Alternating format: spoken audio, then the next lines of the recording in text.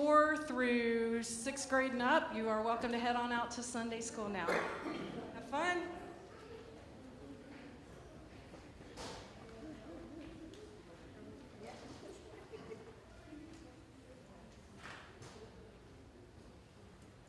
Good morning. Good morning. Morning. My name is John McCollum. I have the privilege of bringing you the message this morning while Pastor Jeff is in Omaha. He's still in Omaha, right? At the Olympic trials as an official starter, is that right? So he has official training to be able to do this. You need to turn your mic on, John. I thought it was on. The light's on. The light's on? The light's on. Okay. But nobody's home, right? Yeah. So I guess it's in special high-intensity training to do this. Yeah. That's take your mark, and then, okay. Well, that's what he's doing, and so it is a blessing to be here with you this morning.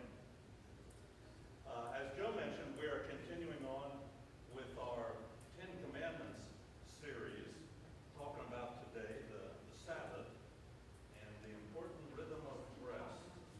And pay no attention to the person talking at much. Oh, there's the problem right there. It's to see I'm not connected.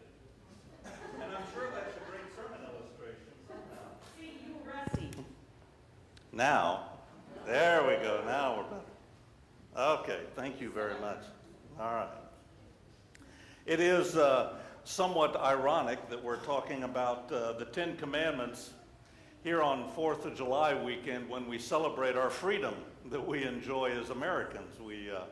We celebrate the fact that we declared our independence from England and all their rules back in the 1700s. And so here we are talking about the 10 Commandments and some rules that God gave us. But the big difference is the 10 Commandments give us a way of safety. He's given us these boundaries in the 10 Commandments not to steal life from us or to be a burden, but to be a blessing, to enhance the quality and satisfaction of the lives that we live. They can help us to find the significance in life that we're all seeking. I don't know about you, I was talking to some folks earlier, but I just got back from 2 weeks of vacation. And this last week was my week back of recovering from 2 weeks off. So it's been a very busy week, as you can imagine. I'm never sure which is more stressful, getting ready to go on vacation or recovering from being on vacation and all the hundreds of emails and all that you have to deal with.